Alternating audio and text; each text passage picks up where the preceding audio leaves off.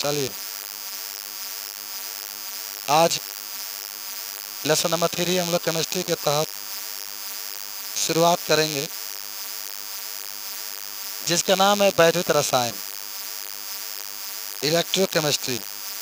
बहुत ध्यान से आप देखिएगा, हमारी ज़िंदगी में आखिर इसका महत्व क्या है, पहले इसके बारे में हम लोग जानेंगे। हमने इसको क्यों चुना है, क्यों ये बनाया गया है, इलेक्ट्रोकेमिस्ट्री। देखो, ये हमारे लिए क्यों महत्वपूर्ण है, इसके पीछे रीजन है। ये जो मोबाइल हम लोग चलाते हैं, ये जो मोबाइल चला रहे हैं, देख रहे हो, ये मोबाइल चलाने के पीछे मकसद है कि इसके अंदर जितने भी क्रियाएं हो रही है, सब क्रियाएं बैटरी के द्वारा चल रही है। जो बैटरी है इसको एनर्जी दे रहा है, एनर्जी के द्वारा इसके पूरे फंक्शन चल रहे हैं। आखिर इसके अंदर बैटरी न रहेगा तो इस मोबाइल की कोई कीमत नहीं है। वहाँ मत देखो, तो आखिर इसके अंदर जो फंक्शन है कैसे कार्य करे, इसको कार्य कराने के लिए एक पीछे रीजन होता है कि हमने इसको चार्ज किया है, और हमने जब इसको चार्ज किया तो इसके अंदर विद्युत गया कि नहीं गया, बताओ। जब हमने पलक खोसा तो विद्युत गया, और वही विद्युत जाके इसके अंदर किसमें बदल गया भाई, रासायनिक ऊर्जा में बदल गया। इसके अंदर जो केमिकल थे उसमें बदल गए। तो अब बताओ, अब एक बार आपने इसको चार्ज किया, अभी कई दिनों तक आपका ये फंक्शन कार्य करता रहेगा, कई महीनों तक भी जा सकता है अगर इसको बचा कर रखे तो, नहीं तो 2 घंटा में भी जा सकता है। तो वैद्युत रसायन का मतलब होता है यही कि हमारी ज़िंदगी में वैद्युत ऊर्जा का क्या महत्व है, रासायनिक ऊर्जा का क्या महत्व है। आप इन्वर्टर का भी नाम सुने होंगे, लाइट चले तो लाइट नहीं लगी, फिर पंखा के नीचे आप लोग बैठे हुए हैं। ये सब इसी का देन है जो आप पढ़ रहे हैं, वैद्युत रसायन का देन है। बात समझे कि नहीं समझे। तो वैद्युत रसायन से एक डिफिनेशन आपका बन जाता है यहाँ से कि भाई विज्ञान की वह शाखा, याद करो सब लोग, पहले तो ध्यान से समझ लो, ठीक है, एकदम ध्यान से याद करना। विज्ञान की वह शाखा जिसके द्वारा वैद्युत ऊर्जा को रासायनिक ऊर्जा में, रासायनिक का मतलब क्या होता है कि किसी बैटरी का आपने चार्ज किया, जो बैटरी चार्ज हुआ तो विद्युत गया और उसके अंदर रासायनिक ऊर्जा में संचित हो गई। तो कहोगे विज्ञान की वह शाखा जिसके द्वारा वैद्युत ऊर्जा को रासायनिक ऊर्जा में या रासायनिक ऊर्जा को विद्युत ऊर्जा में क्या किया जाता है, बदला जाता है, तो उसी को हम लोग कहते हैं वैद्युत रसायन। अब जरा सोचिए, इन्वर्टर की बैटरी लो भाई, जब बैटरी आप लेते हैं, अब बोर्ड में प्लग को खोजता है तो बैटरी चार्ज होता है। बैटरी क्या होता है, चार्ज। जब बैटरी चार्ज होता है तो इसका मतलब ये हुआ कि विद्युत ऊर्जा बैटरी के अंदर गई और रासायनिक ऊर्जा में बदल गई। और फिर जब लाइट चला गया तो आपने इन्वर्टर का यूज करके पंखा चलाया, तो इसका मतलब ये हुआ कि अभी रासायनिक ऊर्जा विद्युत ऊर्जा में बदल गई। तो वैद्युत रसायन की मतलब यही होता, पाठ का मतलब यही है, पूरा इसमें वैद्युत के बारे में ही आपको पढ़ना है। बात समझे। तो माने विज्ञान की वह शाखा जिसके द्वारा वैद्युत ऊर्जा को रासायनिक ऊर्जा में और रासायनिक ऊर्जा को वैद्युत ऊर्जा में बदला जाता है, या बदलने की जो प्रक्रिया होती है उसके बारे में जब अध्ययन करते हैं तो उसी को क्या कहते हैं, वैद्युत रसायन। याद हुआ, समझ में आया कुछ, तो लिखते डिफिनेशन इसका पहले लिख लो भाई। विज्ञान की वह शाखा, वैद्युत रसायन की परिभाषा लिख रहा है, ठीक है ना, तो मैं लिख देता हूँ यहाँ पर डायरेक्टली, आप लोग सब पर ये लिखिएगा। 30 पर लिख रहे हैं भाई, हाँ इतना नशा है।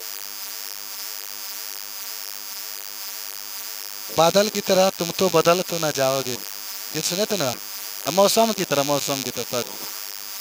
चलिए कहेंगे बाबू, लिख लेंगे विज्ञान की वह शाखा जिसके द्वारा, भाई जिसके द्वारा, विज्ञान की वह शाखा जिसके द्वारा रासायनिक ऊर्जा को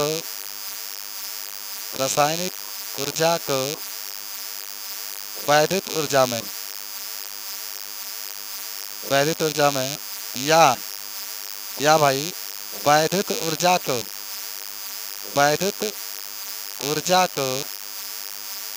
रासायनिक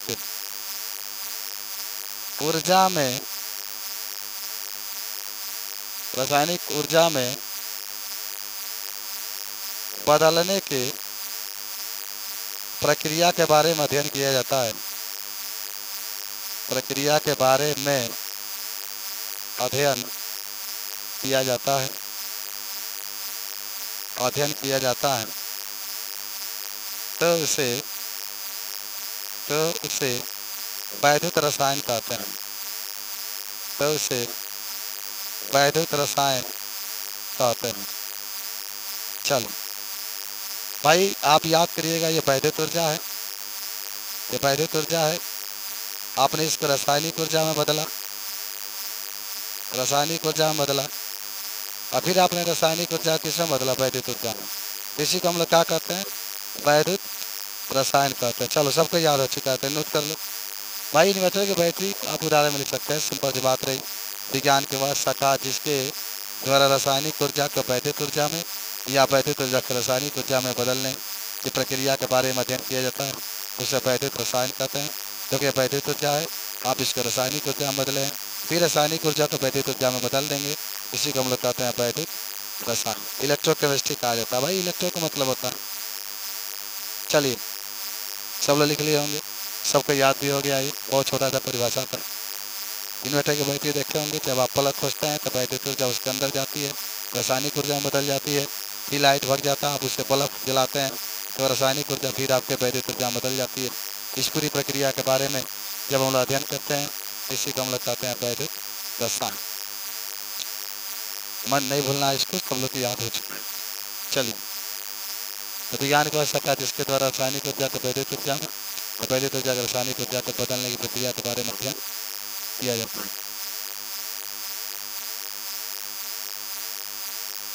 चलिए आगे बढ़े हम लोग। अच्छा चलो, ये तो जान चुके हैं सब लोग। अब जो बात आपकी होगी कहीं आपको बता देते हैं, चालक, चालकता किसे कहते हैं आगे हम लोग पढ़ेंगे, लेकिन चालक, अचालक, अर्धचालक, तीनों का हम यहाँ पर बात करते हैं। मिटाए इसको, जल्दी लिखो भाई, फटाफट लिखो, मैं बोलूँगा सुन के ही लिख लेना, आपको टाइम की नहीं बचत होगी।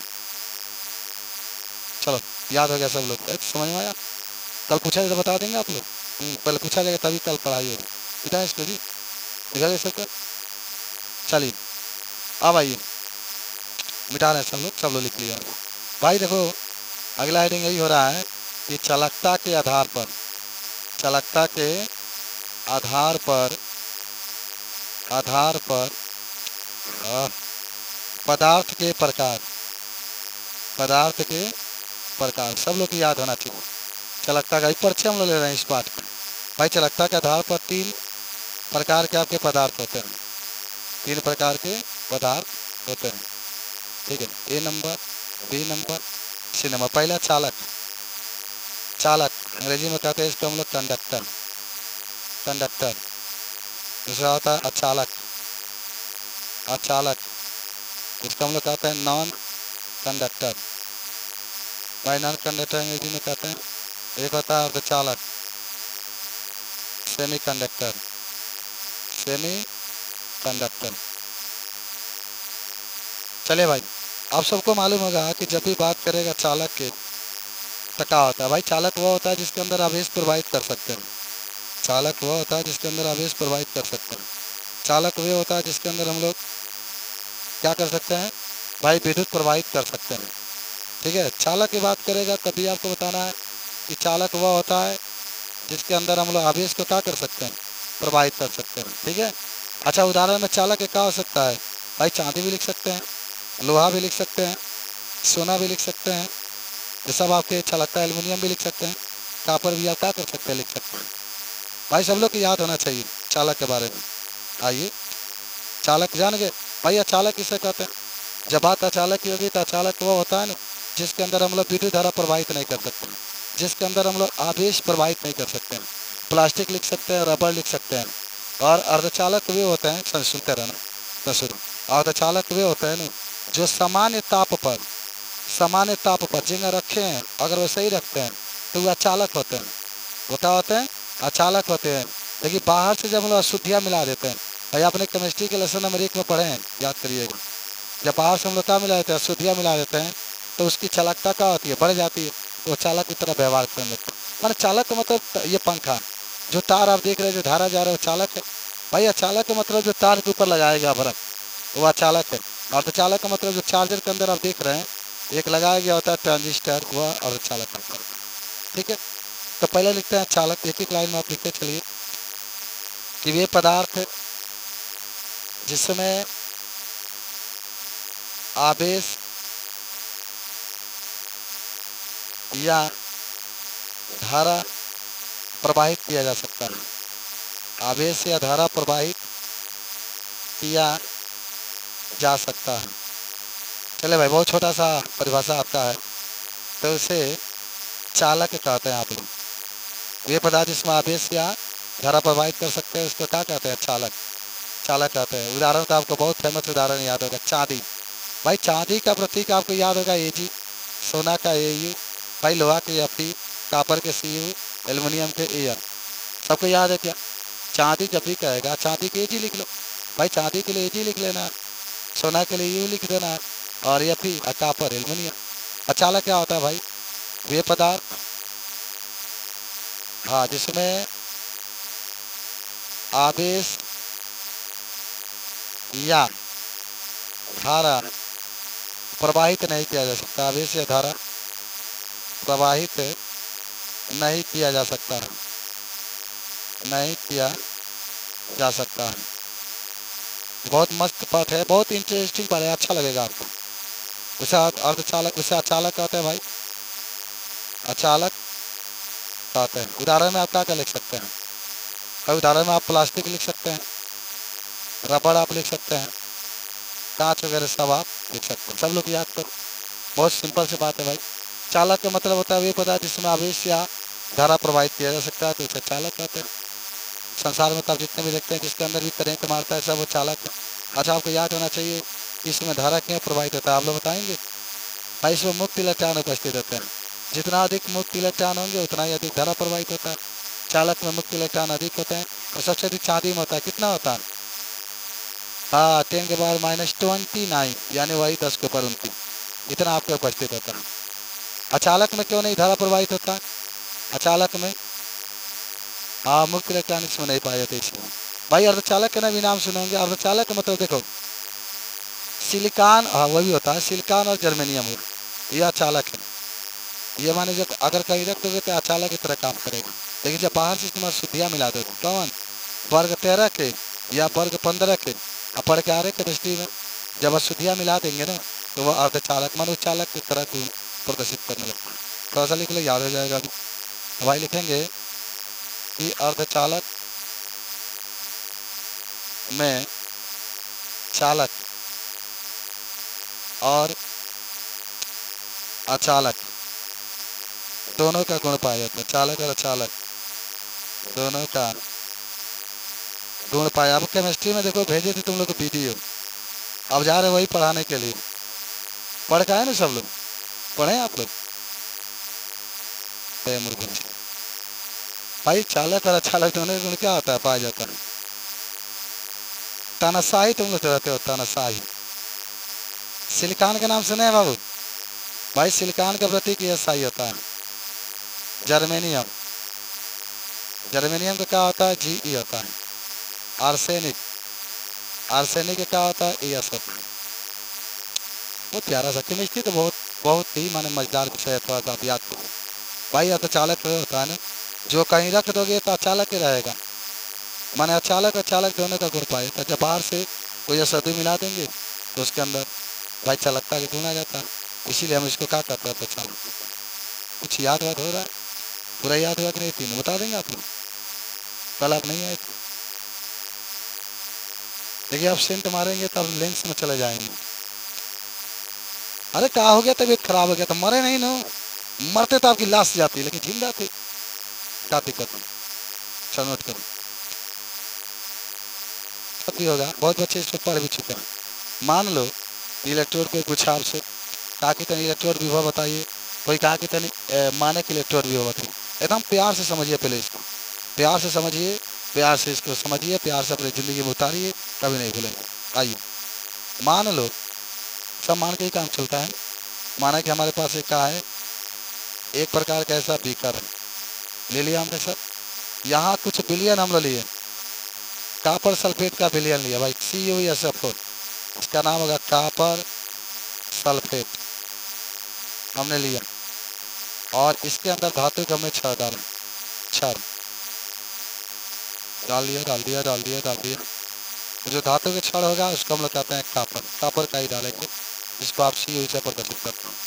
आपको याद है कॉपर का परमाणु क्रमांक कितना होता है, बोलो सोच के बताओ। 29 होता है, एकदम सही बात है। कॉपर देखो कंपटीशन कंपटीशन लायक आप ही लोग पढ़ते हैं, इसमें कोई शक नहीं है। कंपटीशन लायक आप ही के बच्चे, माने एरिया का सबसे धुआंधार बच्चा माने आप ही लोग हैं। बीमार के चलिए तिवारी जी, बात मानो भाई। कॉपर सल्फेट हुआ, और इस कॉपर सल्फेट के विलयन में आपने कॉपर के छड़ को क्या किया, डाला। ठीक है, तो सुनो ध्यान ध्यान से कि जब माने देखो आपको आप लोग को बताना क्या है कि जो जिस धातु का आपने छड़ लिया है उसी धातु का आपका विलयन भी होना चाहिए। देखो कॉपर सल्फेट का विलयन भी अलग भी ले सकते हैं। जैसे मान लो हो सकता है कि जिंक का आपने छड़ लिया, यहाँ पर कॉपर सल्फेट का विलयन होगा, यह भी हो सकता है। लेकिन यहाँ पर जिस धातु का आपने छड़ लिया उसी धातु का विलयन। भाई विलयन का मतलब इसलिए क्योंकि कॉपर सल्फेट का बात करते हैं। तो कहोगे ना कि जब किसी धातु के विलयन में, देखो धातु के विलयन का मतलब होता है कॉपर सल्फेट, कॉपर धातु का विलयन। जब किसी धातु के विलयन में उसी धातु के छड़ को डाल देते हैं, डाल दिया आपने, देखो डाला गया। तो जब किसी धातु के विलयन में उसी धातु के छड़ को हमने क्या करते हैं, डाल देते हैं, तो उस धातु के छड़ को इलेक्ट्रोड कहते हैं। उस धातु के छड़ को क्या कहते हैं, भाई इलेक्ट्रोड दो प्रकार का होता है। अभी आप देखिएगा, एक एनोड होता है, क्या होता है, कैथोड होता है। आप आगे पूरा उसको जानेंगे, अभी आपको बताएंगे लोन के बारे में। पहले आप इसकी बात करें तो इलेक्ट्रोड की बात करेंगे, तो जब कहेंगे इसमें सिंपल से एक बात रहेगा कि जब धातु के विलयन में, भाई कॉपर सल्फेट का विलयन है, जब धातु के विलयन में उसी धातु के छड़ को हमने डाल देते हैं। जैसे कॉपर सल्फेट का विलयन है, कॉपर के छड़ को हमने क्या किया, डाल दिया, तो इस कॉपर के छड़ को हम लोग क्या कहेंगे, इलेक्ट्रोड कहेंगे। क्या कहेंगे, इलेक्ट्रोड। याद हुआ, बताओ, याद हुआ, याद हुआ। अरे कुछ नहीं है यार, जब धातु के विलयन में, विलयन है, विलयन का मतलब जल, लेकिन जल नहीं है, इसमें कॉपर सल्फेट है। भाई अलग अलग आप जाएंगे प्रयोगशाला में, जब आप जाएंगे आपको सब मिलेगा। कॉपर सल्फेट का विलयन, जिंक सल्फेट का विलयन, अमोनियम क्लोराइड का विलयन, सल्फ्यूरिक अम्ल का विलयन, हाइड्रोक्लोरिक अम्ल का विलयन, एक से काल आपका मिलता है। जगह दवाई आप देखते हैं, खांसी की दवाई का विलयन, अच्छा मान लीजिए पेट झड़ रहा है आपका, उसका विलयन, दिन में खाना खा रहे हैं उसका विलयन, पढ़ नहीं रहे हैं तो उसके लिए भी आपका तरह तरह की विलयन आपकी होती है।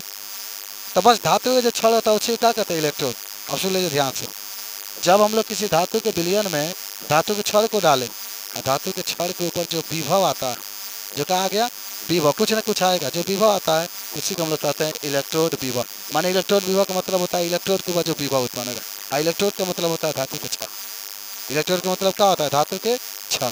भाई जब किसी धातु के विलयन में हमने धातु को डाला, धातु के छड़ को डाला, और उसके ऊपर जो विभव उत्पन्न हुआ उसी को हम लोग क्या कहते हैं, इलेक्ट्रोड विभव कहते हैं। इलेक्ट्रोड क्या कहते हैं, विभव। तो इलेक्ट्रोड विभव भी जान गए, इलेक्ट्रोड भी आप जान गए। लिखाना ही पड़ेगा कि सही है, लिख लेंगे आप, हाँ आप लिख लेंगे। फोटो पहले पूछ ले, वो क्या बात होता है, माने कि इलेक्ट्रोड विभव। भाई कोई धातु का कोई बीकर है, कोई क्या आपके पास बीकर है, आप बीकर में आपने क्या डाला, कॉपर सल्फेट डाला। सुन लो, कॉपर सल्फेट का विलयन है, और इसका टेम्परेचर कितना है। भाई टेम्परेचर का मतलब क्या होता है, तापमान।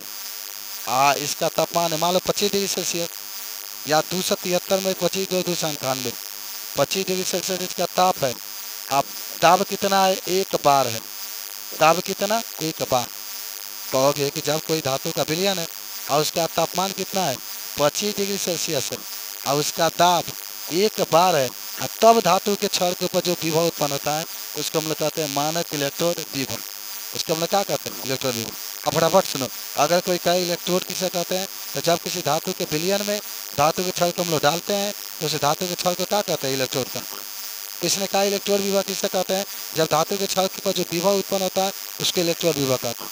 इसने कहा कि मानक इलेक्ट्रोड विभव किसे कहते हैं, कि जब धातु के छड़ के ऊपर, माने जब कोई विलयन है, विलयन का तापमान 25 डिग्री सेल्सियस है और दाब कितना है, एक बार या एक वायुमंडलीय है, तब धातु के छड़ के ऊपर जो विभव उत्पन्न होगा उसको मानक इलेक्ट्रोड विभव कहते हैं। बोलो याद हो, लिखवा देगा इसको ऊपर, तो चलिए लिख लीजिए, पहले हेडिंग बना लीजिए, इलेक्ट्रोड, इलेक्ट्रोड, चलिए इलेक्ट्रोड। बताएंगे इसमें कि जब किसी धातु के विलयन में, धातु के विलयन में, हम याद कर लेना है बाबू, जब किसी धातु के विलयन में जब किसी धातु के विलयन में उसी धातु के छड़ को डालते हैं, उसी धातु के छड़ को क्या करते हैं, डालते हैं, तो धातु के छड़ को क्या कहते हैं भाई, इलेक्ट्रोड कहते हैं। धातु के छड़ को इलेक्ट्रोड कहते हैं, यह है इलेक्ट्रोड, कहता है इलेक्ट्रोड। चलिए, अब इलेक्ट्रोड होता है दो प्रकार के, कैथोड होता है, क्या होता है, एनोड, ये भी याद रखिए। हालांकि अलग अलग इसका कभी माइनस होता है, कभी प्लस होता है, लेकिन फिर भी आप यहाँ पर फिगर बना लीजिए। इलेक्ट्रोड, इलेक्ट्रोड के प्रकार देखिए, क्या प्रकार के। एनोड का मतलब जानते हैं, एनोड का मतलब क्या होता है, धनात्मक होता है कि ऋणात्मक। लोन का नाम सुना है, लोन, लोन, लोन, भाई देखो, यार का मतलब लेफ्ट, आ का मतलब ऑक्सीडेशन, समझना, आपको बताएगा, आप लोग पढ़े हैं ना आप लोग।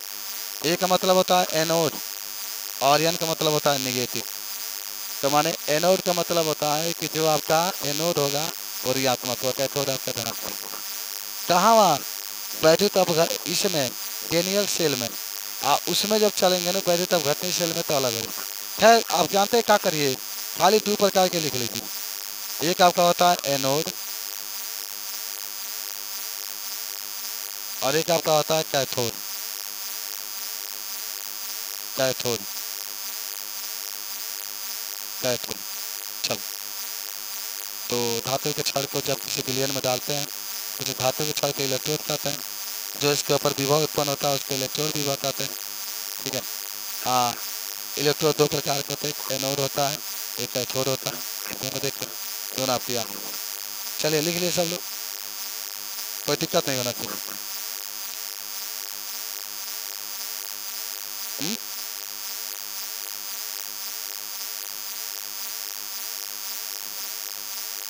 चलिए, अब एक हेडिंग बना लेंगे, इलेक्ट्रोड विभव।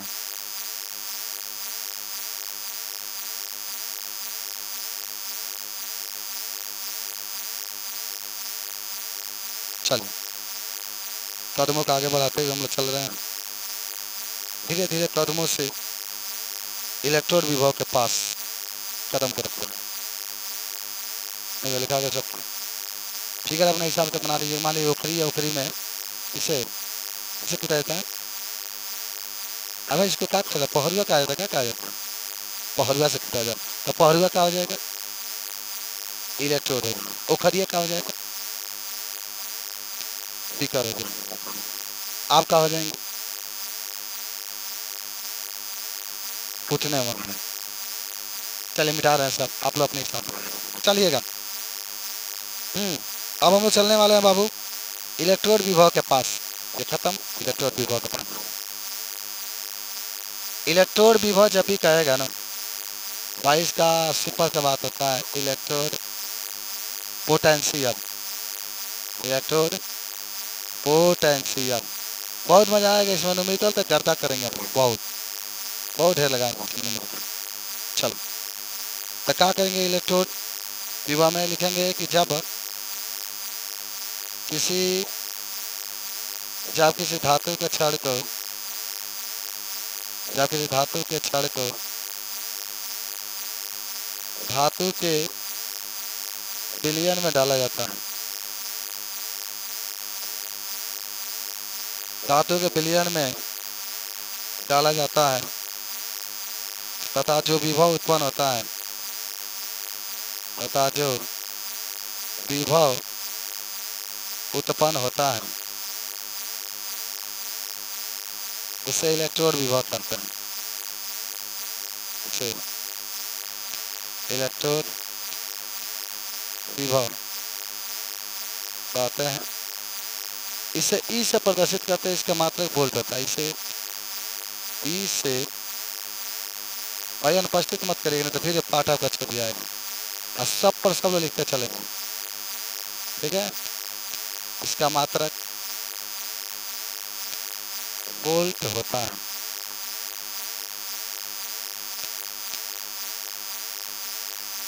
चलिए, बहुत प्यारा, बहुत आसान सांप का है ये। ठीक है, जल्दी से आप इसको नोट कर लीजिए। जब भी आपसे पूछेगा तो तुरंत आप बताने का प्रयास करेंगे कि जब किसी विलयन में धातु के छड़ को डाला जाता है और इस धातु के छड़ के ऊपर जो विभव उत्पन्न होता है उसको हम लोग इलेक्ट्रोड विभव कहते हैं, और हम इसे ई से प्रदर्शित करते हैं। इसका मात्रा क्या होता है? वोल्ट होता है। याद रखिएगा, इलेक्ट्रोड विभव का मात्रक वोल्ट होता है। चलिए, सब लोग लिख लिए।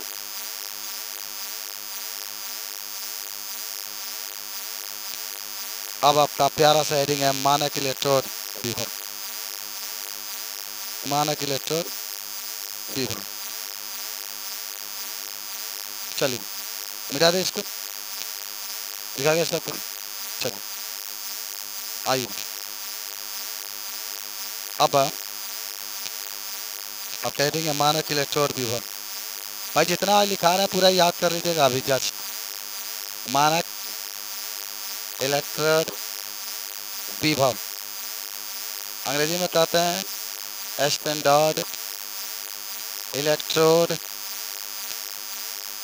पोटेंशियल। पोटेंशियल। देखो, आपके पास एक बीकर है, आप इस बीकर में ले लिए विलयन किसका? कॉपर सल्फेट का। आराम से कॉपर सल्फेट का विलयन लिए, उसके ऊपर आपने धातु का छड़ डाला। चलिए, तेरे डाल दिया, डाल दिया, डाल दिया, डाल दिया, छड़ डाल दिया। इसका है कॉपर का है। आपने इसका टेम्परेचर कितना कर लिया? 25 डिग्री सेल्सियस कर लिया।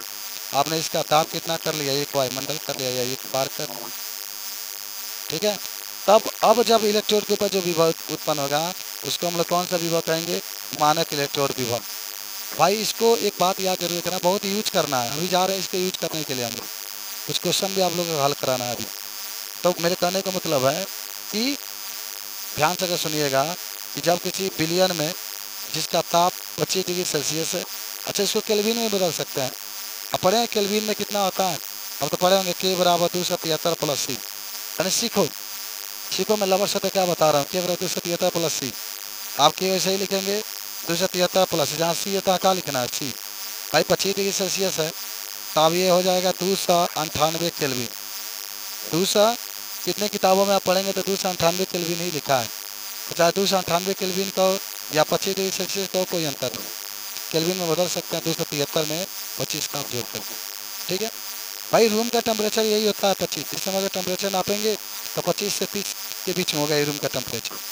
ठीक है, इतना ही होता है आपका रूम का टेम्परेचर। खैर, तो प्यारा सा टॉपिक अगर पूछे कोई आपसे कि मानक इलेक्ट्रोड विभव किसे कहते हैं, तो सिंपल से कहना कि जब किसी विलयन का तापमान 25 डिग्री सेल्सियस और उसका दाब 1 वायुमंडल हो, तब उस धातु के छड़ के ऊपर जो विभव उत्पन्न होता है उसे मानक इलेक्ट्रोड विभव कहते हैं, और इसे ई नाट से प्रदर्शित करते हैं। ई नाट, भाई ई के ऊपर 0 लगा देते हैं ना, ई नाट।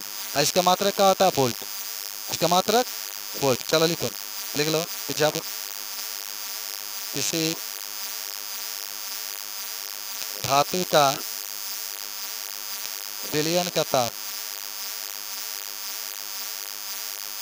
25 डिग्री सेल्सियस तथा ताप 1 वायुमंडल हो, 1 वायुमंडल हो, तो इलेक्ट्रोड पर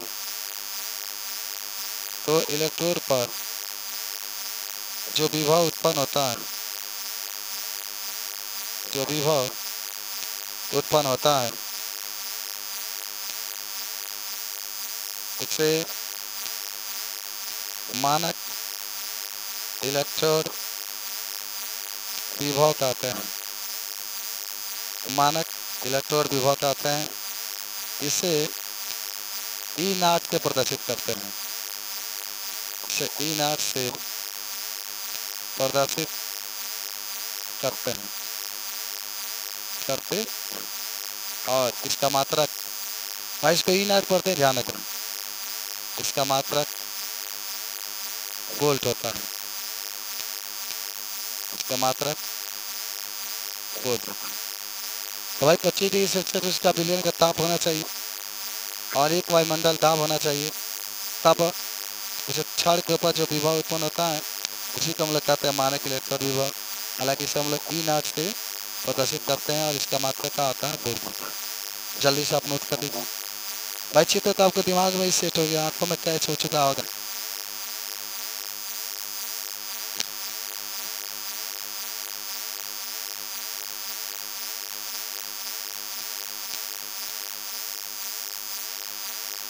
चलिए अब यहीं से हेडिंग आ रहा है, इसका नाम होता है विद्युत रासायनिक श्रेणी। विद्युत रासायनिक श्रेणी याद है आप लोग बताएंगे आप? अच्छा को पढ़ा देंगे तो पूरा पूछेंगे तो बताना पड़ेगा आपको, तो ठीक है आप बताएं। एकदम सही लड़के भाई, बहुत पढ़ते बहुत। लाखों आशिक मर जाते हैं तेरे एक मुस्कान पर, तेरा जैसा कोई नहीं है पूरे हिंदुस्तान पर। चलिए मिटा दे इसको। चलिए एकदम सही बात है कि जब धातुओं की क्रियाशीलता के घटते हुए क्रम में रखते हैं तो जो हमें श्रेणी प्राप्त होती है उसी को क्या कहते हैं? विद्युत रासायनिक श्रेणी। और देखिएगा बाबू जौन ही जाते हैं या पढ़े इसी पर पाठनीय प्रश्न नंबर पहला दूसरा तीसरा इसी पर लगेगा जो हम लोग जा रहे हैं पढ़ने के लिए, याद करिएगा।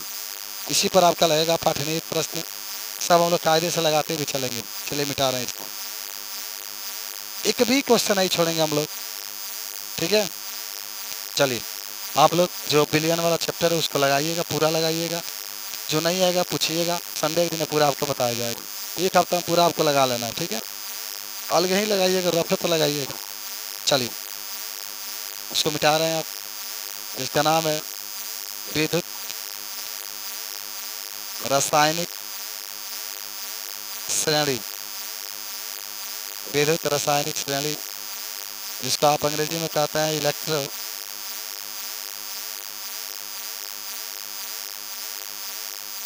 Chemical series.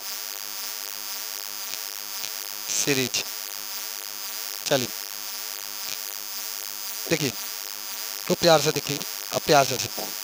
जब धातुओं के, सुना ध्यान से बाबू, जब धातुओं के क्रियाशीलता के घटते हुए क्रम में रखते हैं भाई, जब धातुओं के क्रियाशीलता के घटते हुए क्रम में रखते हैं तो जो हमें श्रेणी प्राप्त होती है उसी कहते हैं वैद्युत रासायनिक श्रेणी। सबसे अधिक क्रियाशील पहले, उससे कम बाद में, उससे कम बाद में, उससे कम बाद में, उससे कम बाद में। और इस पर आज क्वेश्चन भी आपको हल करना है, ठीक है। चलिए तो चलें। अच्छा अभी आपको मैं ट्रिक भी बताऊंगा, पहले इसका परिभाषा लिखेंगे कि जब बाबू मैंने सीटू आंख कर दे किनारों आंख कर दे। जब धातुओं के क्रियाशीलता के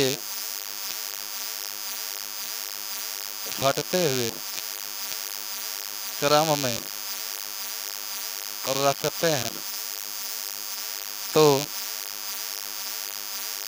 जो श्रेणी प्राप्त होती है उसे वैद्युत रासायनिक श्रेणी कहते हैं। चलिए ठीक है। जब धातु के क्रियाशीलता के नहीं जला ओका ऊपर पीछे वाला चला दिया है, स्विच का बल्ब वाला बांधने के। मैं जो कहता हूँ मेरी बात सुनो ना, वो कहेगा थोड़ा। चलिए जब धातुओं के क्रियाशीलता के घटते हुए क्रम में रखते हैं तो जो श्रेणी प्राप्त होती है उससे वैद्युत रासायनिक श्रेणी कहते हैं। जब धातु की क्रियाशीलता का भी बैठ जाएगा तो फिर मत कहना ही गर्मी हो रही है, लाइट आएगा नहीं, आज खराब हो चुका है। चलिए आप इसका ट्रिक एक देखिएगा, ठीक है। वो झूठे चलो, उसे चलने से कोई बेनिफिट नहीं है, समझ रहे हो। ये तुम लोग हो बकलोल लड़के, मेरे पास सब पढ़ने वाले हैं। चलो ट्रिक क्या होगा, देखो ट्रिक होगा पशु के, एकदम आज याद कर रहना, माई जी। इससे क्या फायदा अभी बता रहे हैं। अल्लाह का पसंगा है, समझ जाओ। सबसे अधिक क्रियाशील पूरे आवर्त सारणी में सबसे अधिक क्रियाशील तत्व पोटेशियम आपका है। भाई प से पोटेशियम इतना क्रियाशील है कि किसी से भी क्रिया कर सकता है। पानी में फेंक दोगे तो आग लग जाएगा, सोडियम से भी पानी में फेंकोगे तो आग लग जाएगा। तो पोटेशियम सबसे अधिक क्रियाशील है। इससे कम आपका सोडियम है, इससे कम आपका कैल्शियम है, इससे कम आपका मैग्नीशियम है, फिर एल्युमिनियम है, फिर जिंक है, फिर आयरन है, फिर लेड है, फिर हाइड्रोजन है, फिर कापर है, फिर पारा है, फिर सिल्वर है, फिर गोल्ड। माना किसी से क्रिया नहीं करता है गोल्ड। गोल्ड सोना किसी से नहीं क्रिया करता, इसलिए सब लोग नाक मट्टे पहने हुए हैं। किसी से क्रिया नहीं करते, इसलिए कभी उससे मूर्छा नहीं पकड़ते। बात समझ रहे हैं ना? सबसे अधिक क्रियाशील कौन है? देखो देख रहे हैं, कापर है, मैग्नीशियम है, जिंक है।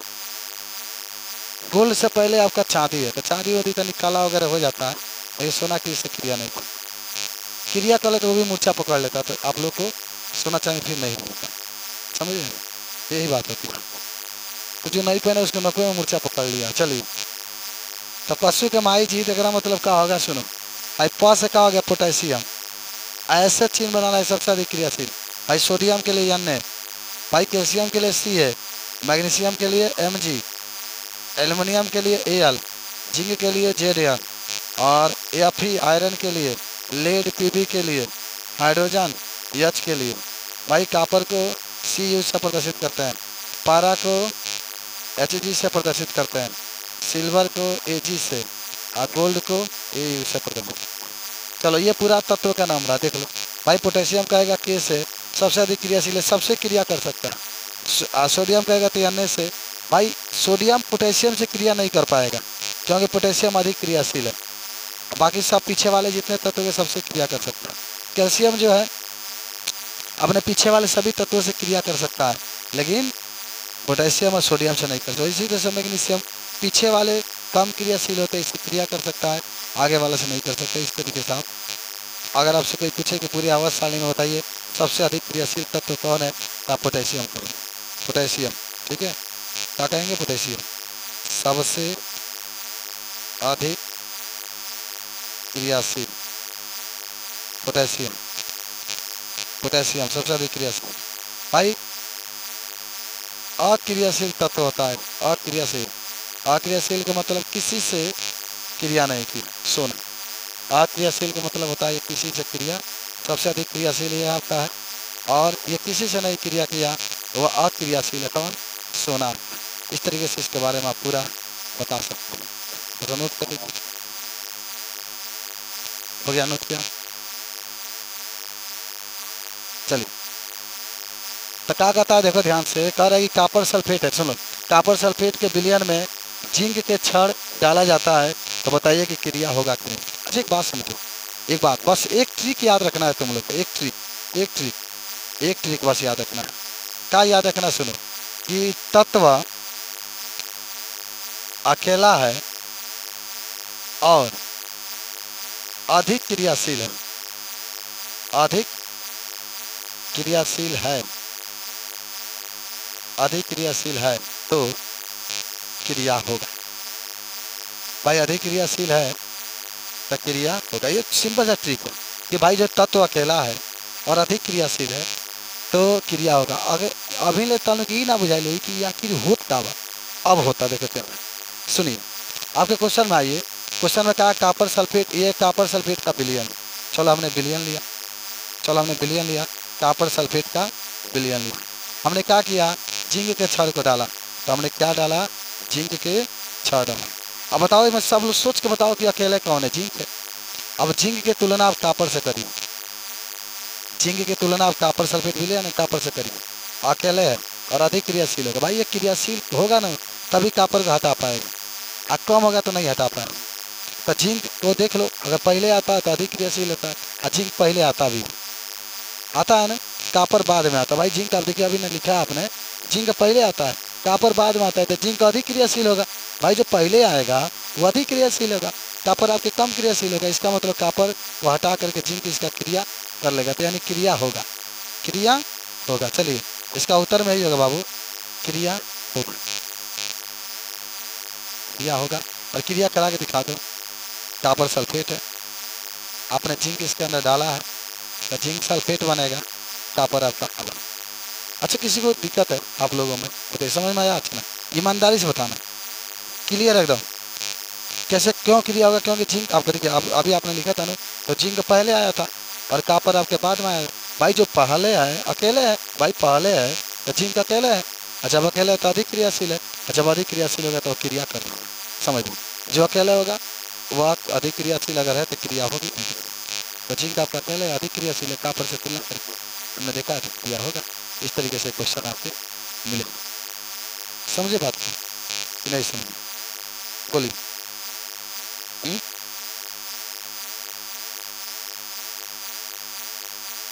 हम्म। आपके पाठनीति में एक प्रश्न दिया है, मैं यहाँ पर लिख रहा हूँ और आपको चलिए मिटा देना है, ठीक है? लिखा गया ना सब, अपने हिसाब से लिख लो ना, छापा छपा वाला काट दो। अच्छा मान लो ये छाप रहे हो तब तुम लोग के साथ ये काट छपना है। भाई दूसरा क्वेश्चन है, जिंक के पात्र में, भाई जिंक के पात्र में क्या कॉपर सल्फेट का विलयन रख सकते हैं? सब लोग जवाब देंगे, आप लोग नहीं, आप नहीं बोलेंगे, आप लोग सभी लोग मिलकर बताएंगे। क्या जिंक के पात्र में क्या कॉपर सल्फेट के विलयन रख सकते हैं? चलो बताओ, सोच के बताओ। रख सकते हैं? हाँ रख सकते हैं। क्यों? क्यों भाई? देखिए इसका आंसर होगा नहीं रख सकते हैं। अच्छा आप रखेंगे तो सोचिए, दोनों चीज़ के काय खातिर रखा जाता है? दोनों चीज़ के विलयन में क्यों रखा जाता है? इसे रखा जाता है कि वो खराब ना हो, वह किसी से क्रिया ना करे। अब आप कॉपर सल्फेट के विलयन लें, अब मान लो जिंक के पात्र है, ये जिंक का बर्तन है, मान लो ये जिंक का बर्तन है, और आपने इसके अंदर कॉपर सल्फेट का विलयन रख दें, तो भाई ये कॉपर तो जिंक पे से क्रिया कर लेगा। तो जो आप जो चीज़ रखते हैं भाई, जो आप कॉपर सल्फेट वो तो बदल गया, वो तो खराब हो गया, भाई जिंक क्रिया करके जिंक सल्फेट बना लिया, तो इसमें आप रखेंगे? नहीं रखेंगे। इसीलिए ना तांबे के बर्तन में हम लोग दही नहीं रखते हैं। तांबे के बर्तन में क्यों? क्रिया कर लेता है, और क्रिया करके विषैला पदार्थ बनाता है, खाएंगे ना चक्कर आने लगेगा, उल्टी होने लगेगा, दस्त होने लगेगा, समझ रहे हैं ना? तो ये अगर कोनो कोनो भी पात्र बा उनमें अगर कोनो विलयन रखा जाता है, अगर वो क्रिया कर लेता है तो आप सीधे कहेंगे कि इसको हम लोग नहीं रख सकते। तो इसका आंसर क्या होगा कि हम लोग नहीं रख सकते, माने उत्तर में लिख सकते हैं कि नहीं रख सकते। तो ये क्रिया कर लेगा, नहीं रख, और क्रिया नहीं करना चाहिए, भाई क्रिया कर लेगा तो खराब हो जाएगा ना विलयन। ये बात चलो तो सीखे आज, बताइए कुछ सीखे? सब लोग याद हुआ कि नहीं हुआ बताओ। अब एक हेडिंग बना लो सब लोग, ऑक्सीकरण। भाई ऑक्सीकरण आपको याद है? बोलिए ऑक्सीकरण याद है आप लोग को? हाँ? भाई सुबह आपको वीडियो मैंने भेजा था लगभग 10-11 बजे करीब। ऑक्सीकरण भाई सुनो, किसी भी तत्व को इलेक्ट्रॉन त्यागने की प्रक्रिया को, भाई देख लो, ऑक्सीकरण का मतलब होता है इलेक्ट्रॉन त्यागना। किसी भी तत्व को इलेक्ट्रॉन त्यागने की प्रक्रिया को ऑक्सीकरण कहते हैं। चलिए अभी एक ऑक्सीकरण का परिभाषा है, 11 में आपने पढ़ा है, सेकेंड किताब का पहला चैप्टर यही है, जिसका नाम आपका रेडॉक्स अभिक्रिया लिखा गया था, अवचयोच्चय अभिक्रिया जिसका नाम था, ठीक है? या कोई तत्व है, जब माने कोई किसी भी तत्व के साथ ऑक्सीजन जुड़ता है, इसको भी ऑक्सीकरण कहते हैं। याद करिए 10 में आपने पढ़ा था, किसी तत्व के साथ ऑक्सीजन जुड़ता है तभी आप ऑक्सीकरण कहेंगे। लेकिन यहाँ पर जो बात रहेगी सिर्फ इतना कहना है, मिटा दें, इतना आपको कहना है। देखो ऑक्सीकरण थोड़ा सा मैं आपको बता दे रहा हूँ, इतने पढ़ करके आइए, आज आपको भेजेंगे तो उसको पढ़ करके आइए, अच्छा लगता होगा। यानी आप लोग बोलते हैं, हमें ही लग रहा है हमें भका भका बकबकाते नहीं, तुम लोग बकबकाओगे, हम ही बकबकाएंगे तो ना बुझाइए। ऑक्सीडेशन, चलो एक लाइन में इसका परिभाषा है, हाँ लिख लेना है। किसी तत्व को, किसी तत्व द्वारा लिख लो, किसी तत्व को लिखो इलेक्ट्रॉन त्यागने की क्षमता को, किसी तत्व को इलेक्ट्रॉन त्यागने की क्षमता को ऑक्सीकरण कहते हैं। ऑक्सीकरण कहते, बस सिंपल सी बात। उदाहरण में मान लो आपके पास जिंक है, इसमें 2 इलेक्ट्रॉन को त्यागा तो ऊपर 2 ई या 2 ई पर माइनस। उदाहरण एकदम याद होना चाहिए। कापर है, इसमें 2 इलेक्ट्रॉन को त्यागा तो कापर के ऊपर 2 प्लस 2 ई पर माइनस। ठीक है, इसी प्रकार से मान लो और कुछ भी होगा। सोडियम है, सोडियम 2 इलेक्ट्रॉन को 1 इलेक्ट्रॉन को त्यागा इतना और 2 ई खाली ई के ऊपर माइनस। मैग्नीशियम है, Mg है, इसमें 2 इलेक्ट्रॉन को त्यागा Mg के ऊपर 2 प्लस 2 ई के ऊपर। सिंपल सी बात आपका। तो इलेक्ट्रॉन त्यागने की जो क्षमता होती है, इलेक्ट्रॉन त्यागने की जो क्षमता होती है, कोई भी तत्व है इलेक्ट्रॉन त्यागने की जो क्षमता होती है उसी का हम लोग ऑक्सीकरण करते हैं। जैसे जिंक है, जिंक 2 इलेक्ट्रॉन को त्याग रहा है बाबू, 2 इलेक्ट्रॉन को त्याग रहा है तो जिंक के ऊपर 2 प्लस 2 इलेक्ट्रॉन, यहाँ पर 2 का प्लस 2 का माइनस दिखाएंगे। जैसे कापर ये भी त्याग रहा है तो आप 2 ई के ऊपर माइनस। सोडियम एक ही त्याग सकता है क्योंकि उसके अंतिम में 1 इलेक्ट्रॉन होते हैं, तो इसीलिए ई पर। मैग्नीशियम 2 त्याग सकता है क्योंकि 12 होता है तो 2 और 2 लिखते हैं, इसके ऊपर 2 इलेक्ट्रॉन हम लोग दिखाएंगे। तो किसी तत्व के इलेक्ट्रॉन त्यागने की क्षमता को हम लोग क्या कहते हैं?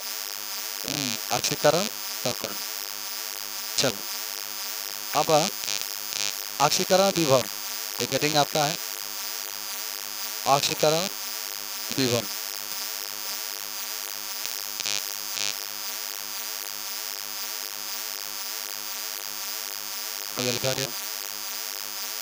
याद करते नहीं बाबू, पूरा याद कर लो। देखो लेसन नंबर 1 2 अगर छूट गया होगा तो 3 से आप लोग लिखिए डायरेक्टली। ठीक है, अच्छा ये भी छूट जाएगा ना तो फिर गड़बड़ हो जाएगा, फिर आपका कंप्लीट नहीं होगा, अधूरा रह जाएगा। तो भी किस नकल अनुपस्थित था, तुम्हारा भी काफी आज तक जांच नहीं हुआ किसी विषय में। क्यों अनुपस्थित हो जाता है बाबू? तो कहा हो गया, तुम यहाँ पर भाग जाते, छोड़ के चला आता, यहाँ पर पढ़ते वो तो करते अपना झगड़ा करना पड़े। चलिए आइए देखो बाबू, हम आपको बता देते हैं आज तुमको। चल गए ऑक्सीकरण विभव का हालत नहीं जाना। सुनो, अभी आपने कहा है बाबू इलेक्ट्रॉन त्यागने की क्षमता को हम लोग क्या कहते हैं? ऑक्सीकरण कहते हैं। तो इलेक्ट्रॉन त्यागने की जो प्रक्रिया होती है, इलेक्ट्रॉन त्यागने की जो प्रवृत्ति होती है उसको ऑक्सीकरण विभव कहते हैं। ऐसा लिख लेना है। किसी तत्व को इलेक्ट्रॉन त्यागने की प्रक्रिया को इलेक्ट्रॉन त्यागने की प्रक्रिया को ऑक्सीकरण विभव कहते हैं।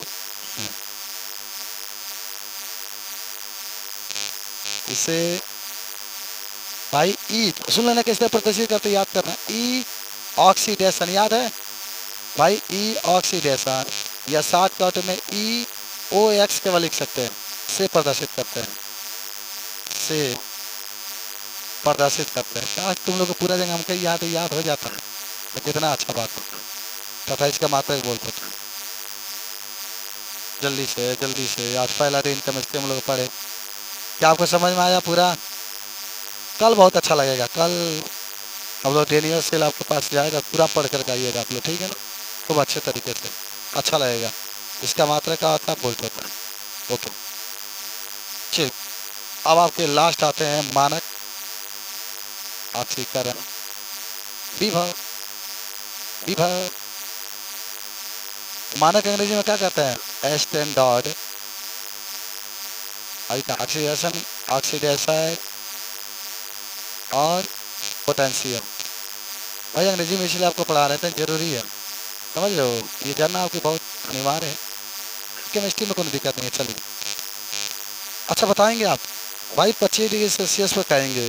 25 डिग्री सेल्सियस पर जो ऑक्सीकरण विभव का मान होता है 25 डिग्री सेल्सियस पर, भाई मानक की बात करेगा तो 25 तो होना चाहिए, एकदम फिक्स है। तो सिर्फ 25 डिग्री, अब एक बार कहिए मत कहिए, उसे कोई अंतर नहीं। 25 डिग्री सेल्सियस पर जो ऑक्सीकरण विभव होता है उसी को मानक ऑक्सीकरण विभव कहते हैं। और इसे ई ऑक्सीडेशन या ई नॉट ऑक्सीडेशन से प्रदर्शित करते हैं। भाई मानक की बात जब भी कहेगा नॉट जरूर रहेगा, मानक की बात करेगा नॉट जरूर रहेगा। तो लिख लेंगे कि 25 डिग्री सेल्सियस ताप पर जो ऑक्सीकरण विभव होता है से मानक मानक ऑक्सीकरण विभव कहते हैं। इसे ई नॉट ऑक्सीडेशन से प्रदर्शित करते हैं। इसका मात्रक वोल्ट होता है। इसका मात्रक वोल्ट होता है। तो आज के लिए इतना हम लोग केमिस्ट्री पढ़े, ठीक है।